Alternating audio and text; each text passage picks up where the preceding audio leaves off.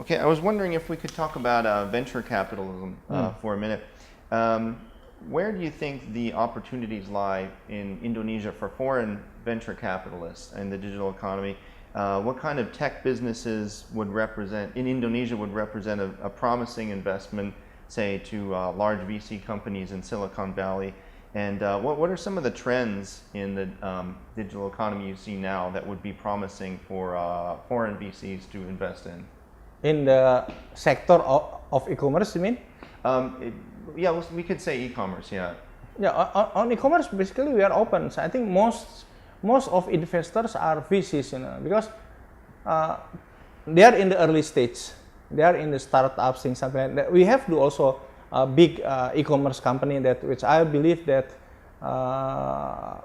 there will be at least two big companies with a market cap of 1 billion this year, which is unicorns, basically. We would like to see the unicorns in Indonesia this year.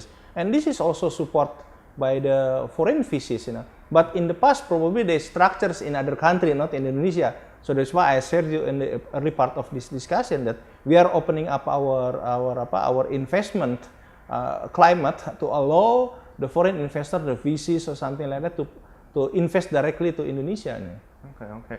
And what about other areas besides e-commerce? What about things like games or other kind of apps? Do you think those are promising in Indonesia as well? Yes.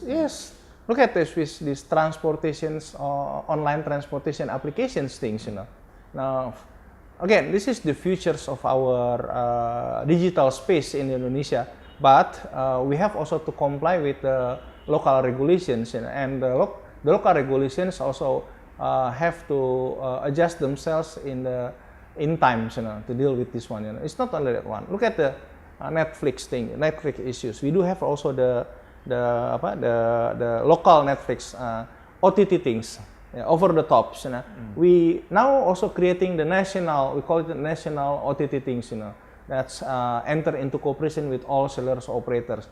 We would like to have invite the foreign investors, but we would like also to provide some sort of level playing field to everyone. Okay. I think I wanted to ask you, especially speaking of Silicon Valley, you had mentioned before that Google, for example, a lot of people in Indonesia, they use Google, but Google might not be contributing enough to the digital economy.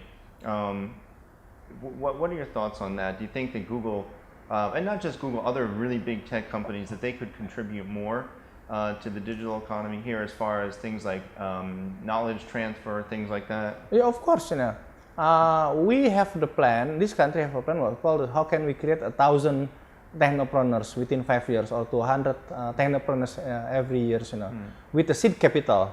So in order to do that, we discussed with the stakeholders. We were supported by the experienced people globally.